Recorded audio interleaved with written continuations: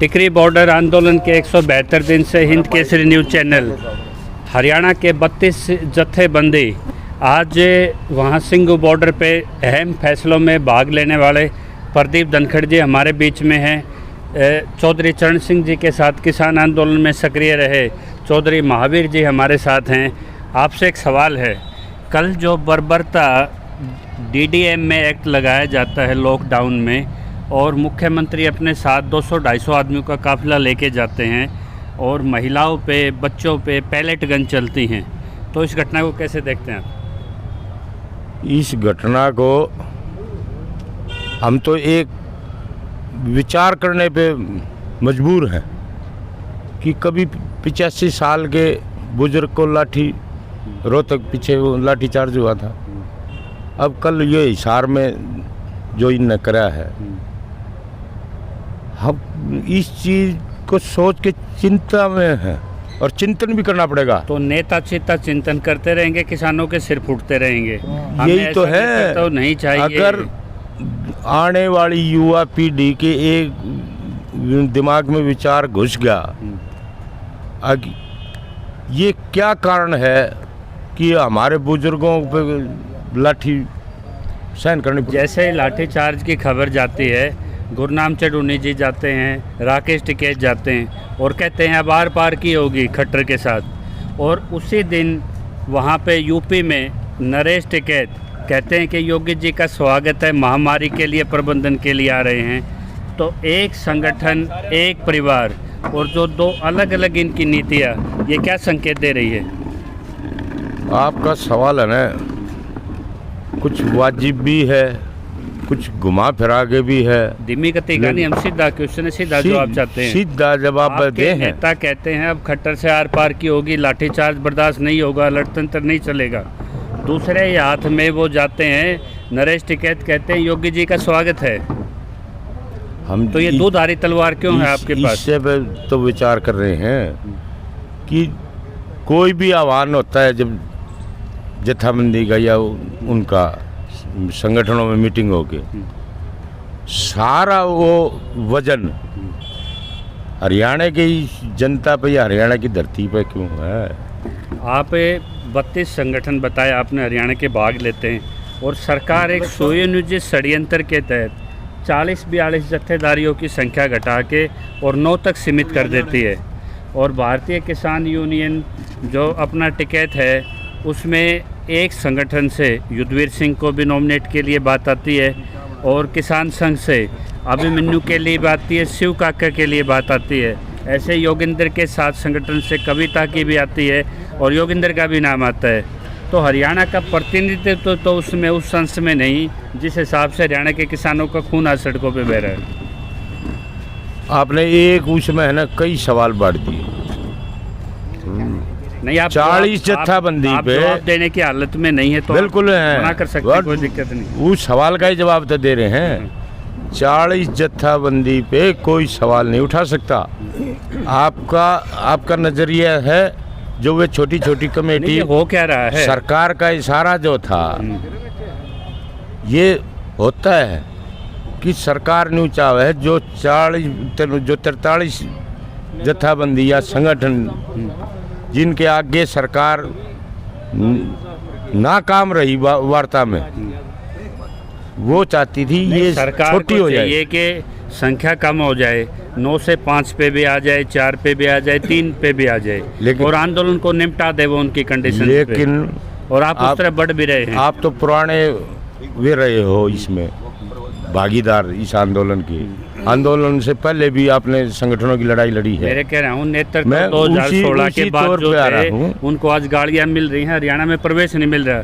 तो क्या आप नेताओं को जरा सा भी डर नहीं लगता कि 6-7 महीने से जो किसान डटा हुआ है, किसान तो नहीं छोड़ के भागे अपने पक्के मोर्चों को? किसान तो आप लोग ये कर क्या रहे हैं अंदर वहाँ? किसान तो आगे भी तैयार है, और ये बात खुल के अगर ना भी वो हो, तकरीबन उनको तो पता है पूरे देश में 500 संगठन है और इसमें 250 हैं, हर एक को पता है। लेकिन जो अब तक आवाज़ आती थी 40 जत्थाबंदी, लेकिन 32 जत्थाबंदी तो पंजाब की 34 हरियाणा की। तो आपने सवाल और ऑब्जेक्शन क्यों नहीं लिया वहाँ पे मीटिंग में जाते? 84 हैं वो भागीदारी का ये तो कह रहे हो। ऑब्जेक्शन भी लगाते हैं आप वहाँ पे?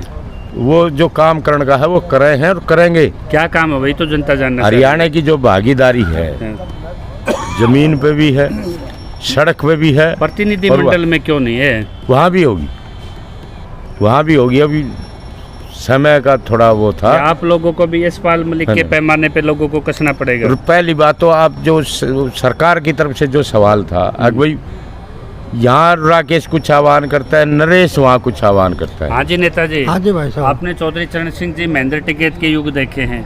एक भाई आह्वान करता है खट्टर आर पार की होगी, और जो पुलिस वालों पे एक जो मुकदमे दर्ज होने चाहिए थे, जिस तरह से उन्होंने गोलीबारी की पैलेट गन से वहाँ पे, पुलिस वालों को भी नहीं बख्शा, महिलाओं को भी नहीं बख्शा। तो होना तो ये था कि 48 घंटे में वो सस्पेंड होते, कार्रवाई होते। वहाँ पे संकट मोचक के रूप में हमेशा उतराते हैं चटोली जी भी और आपके ये टिकैत साहब भी, और ये कहते हैं कि एक बार जाम लगा दो, एक बार खुलवा दो। क्या किसान का खून इतना मीठा हो गया क्या कि वो ये फैसला करते हैं कि ना पुलिस पे कार्रवाई होगी ना किसान पे होगी? देखिए, पुलिस पर तो कार्रवाई जरूर होनी चाहिए थी, लेकिन वो समझौता करा के आगे कि ना पुलिस पे कार्रवाई हाँ, होगी ये ना बहुत ही गलत उन्होंने किया है और आगे से उनको सावधान भी होना चाहिए। और नरेश ने जो बयान दिया वो बिल्कुल गलत दिया है, नहीं, बयान नहीं दिया, उन्होंने स्टैंड दिया है।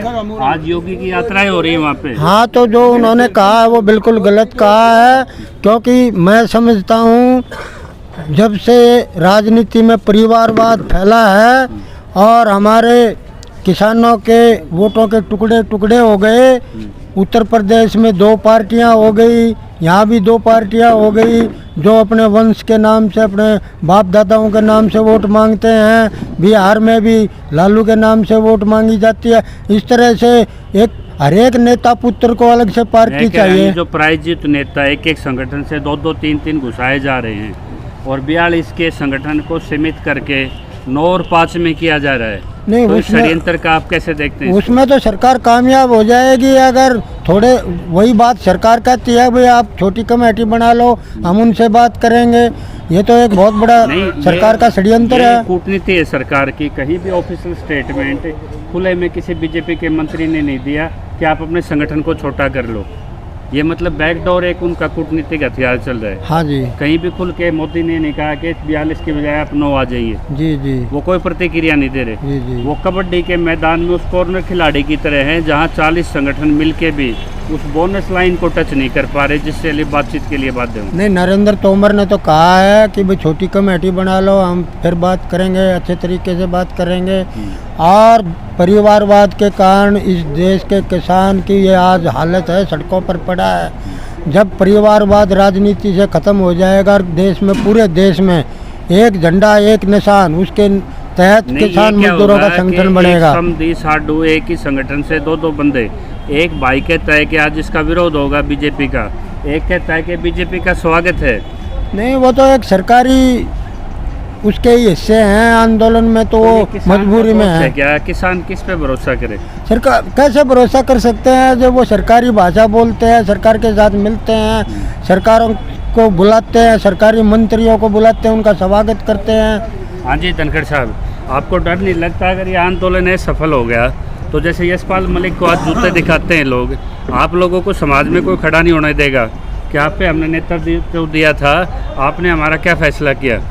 कल हम देख रहे थे, ये जो पीछे टोलों पे हैं, मकड़ोली है, खटकड़ है, कितलाना है, मैयड़ है, और ये बुद्धो है, एक और टोल है चौधरीवास पे, वहाँ से आवाज़ उठी है।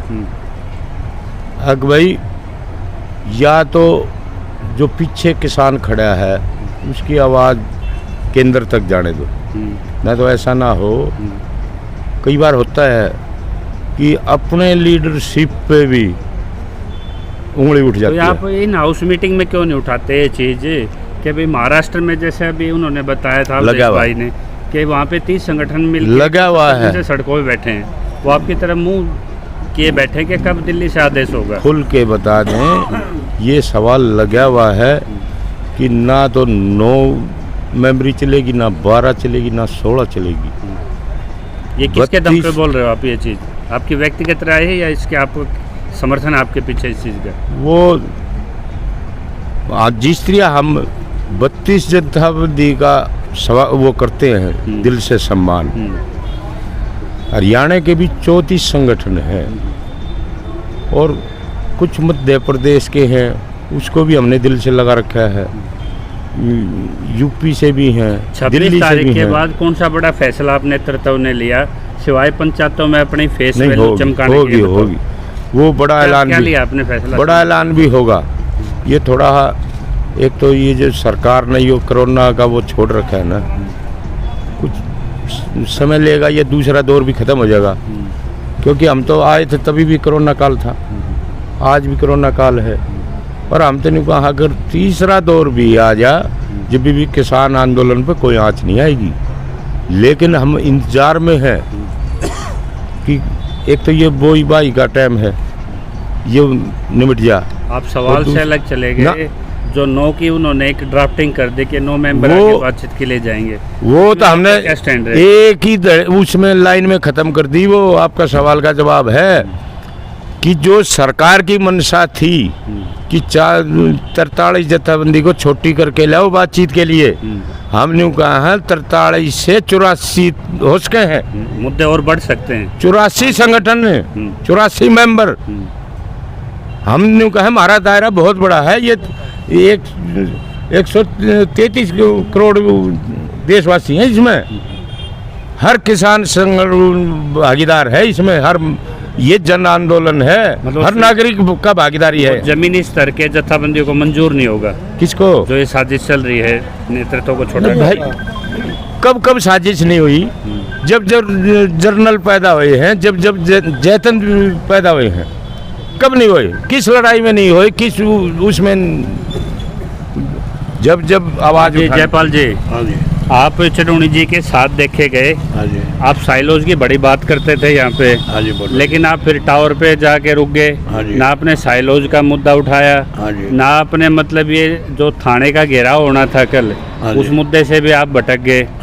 तो आप किस तरह के ये बचकाना फैसले ले रहे हैं? बात ऐसी है, जिस दिन मैंने चुननी है साथ वार्ता करी, उस दिन हमारा मैटर सिर्फ बीमारी पे और कोरोना पे था, क्योंकि मैं अंदर बैठा था जो मोर्चे के अंदर, उन्होंने जब स्टैंड उठाया 45-46 आदमियों ने, जो हमारी जत्थाबंदी थी, उन्होंने यही स्टैंड उठाया था भाई कोई कार्रवाई होगी तो महीने डेढ़ के बाद करें, क्योंकि ये कोरोना का काल है और लॉकडाउन लग रहा है, इस टाइम पर हम ये कार्रवाई नहीं कर नहीं सकते। अफ्रीका में और भारत में महामारी है, अफ्रीका में बहुत से देश ऐसे हैं जहाँ 3G टेक्नोलॉजी चलती है, 4G चलती है, ना 5G है, कई जगह 4G भी नहीं है, वहाँ भी कोरोना के केस हैं। अच्छा जी। तो क्या टावर कब से बैक्टीरिया और ये फेंकने लग गए, वायरस फेंकने लग गए? अच्छा जी। उससे कैंसर तो हो सकता है, लेकिन ये आप ये क्या अफवाह चला रहे हैं? बात ऐसी है जी, हाँ जी। इन्होंने 5 अप्रैल को दिल्ली के अंदर 5 वाट की रेडिएशन छोड़नी थी, इन्होंने एकदम 17 पॉइंट की छोड़ दी। आपकी बात बिल्कुल ठीक हो सकती है, रेडिएशन हो सकता है। ओके, और बोल उसको आप रेडिएशन को चेक भी करा सकते हैं, चेक करा सकते हैं जी। कोरोना से आप कैसे जोड़ बात सकते हैं? सुनो जी, इसीलिए दिल्ली का मरना शुरू हो गया। उसके बाद 12 तारीख को महाराष्ट्र में छोड़ी ने 17 से ऊपर महाराष्ट्र में घमासान हो गया, और उसके बाद 18 तारीख को हरियाणा में छोड़ी ने 17 पॉइंट एक्सपोर में हरियाणा में बीमार हो गए, एकदम बुखार हो गए। सुनिए भाई, रेडिएशन से बीमार हो गए, और आज तक वो बीमारी पास नहीं हुई। फिर हमारे गांव में डीसी गया 12 तारीख को, गांव में टावर हट चुके हैं, अब भी तो मौतें हो रही हैं। सुन तो बात तो सुनिए, जो 10 तारीख को डीसी गया, हमने बोल दिया यहाँ से या तो इनकी रेडिएशन घटा दो, नहीं तो इनको हम पाड़ के भगाएंगे। डीसी को पता था इस चीज का, अब भाई रेडिएशन बता रखी है, मौत इसीलिए हो रही है, कोरोना नहीं थी, और 9 मेरे गांव के अंदर को कोरोना में मरा आज तक, तो इसीलिए बुखार होगा लोगों का रेडिएशन से। क्या आपको पता है खाट पकड़ ली। जो 5G की माइक्रोवेव है उसकी लेंथ छोटी होती है, 4G की रेंज बड़ी है, 5G में रेंज छोटी होती है, ना कि बड़ी होती है। तो आप अनसाइंटिफिक चीजों में उलझ के अपने मुद्दे से क्यों भटक रहे हो? नहीं जी, बिल्कुल नहीं भटके। आपने जो बात सुनो जी, जो हमारा सीएम है और एनएलबी है, इन्होंने मौत के सौदागर हैं, और जो है दुष्यंत है नहीं, वो तो वो ठेका ले रहा है, हॉस्पिटल का नहीं तो उद्घाटन उसको कर रहे पता हैं। नहीं लगा। उन्होंने कहा किसान हॉस्पिटल को उखाड़ने के लिए आए थे, बात सुनो जिसका जी, उद्घाटन जब कर रहे डीसी को पता रेडिएशन बद रही है तो उसको नहीं पता रेडिएशन बता रखी है। हैं। खट्टर साहब का इससे- एक बयान आया हाँ है जी। कि जिस हॉस्पिटल का मैं उद्घाटन कर रहा हाँ था, जी। किसान उस हॉस्पिटल को उखाड़ने के लिए आए थे, बिल्कुल। इसलिए मैं गोली चार्ज कर रहा हूँ। बिल्कुल ठीक कही आपने। क्यों अकुन नंबोट का काम करना हरियाणा के अंदर, इसीलिए उन्होंने ये बहाना लिया और भाई मौत इसको अस्पताल को उखाड़ेंगे, ना तो किसान अस्पताल उखाड़ेंगे। किसानों ने बहिष्कार किया था, किसानों ने, पुलिस ने लाठीचार्ज कर दी और किसानों की झड़प होगी, उसमें किसान भी घायल हो गए, पुलिस वाले भी घायल हो गए। महामारी के नाम से किसानों के साथ बड़ा धोखा खेला जा रहा है। धोखा खेला जा रहा हाँ है। जी, हाँ जी। बिल्कुल। हाँ जी धनखड़ साहब, अंतिम में अपना एक संदेश दे दें आप, जो आपने उसे नेतृत्व के लिए संदेश देंगे कि हरियाणा से आज बॉर्डर से किसान क्या चाह रहा है। बड़ी काल देनी पड़ेगी। अगर हरियाणा के किसी एक किसान से भी पूछा जाए पीछे जो बैठा है, आपका नेतृत्व भी क्लियर नहीं हो रहा, कॉल के कौन देगा? कॉल- आपने साइलोज के लिए कॉल 3 तो मीटिंग बता में तो मुद्दा दिया उठाया। वो कि मुद्दा ना तो कॉर्पोरेट के सामने किसान खड़ा हो पा रहा, ना कॉल कोई बाहर का थोड़ी देगा। जो सिस्टम शब्द जो मोदी ने चलाया है बड़ी खूबसूरती के साथ, उस सिस्टम में कॉर्पोरेट भी है, पेड मीडिया भी है और इतनी साजिशें हैं, तो किसान को कहीं ना कहीं तो सही जगह मोर्चा लगाना पड़ेगा। हमने पता है इस बात का, अगर किसी उसको घेरना हो या तो सीधम सीध ना टकराओ और दूसरे बड़े टांग खींच लेंगे। अब पीछे से आवाज आ रही है, अब बहुत दिन हो गए बैठे, बड़ी काल देनी पड़ेगी।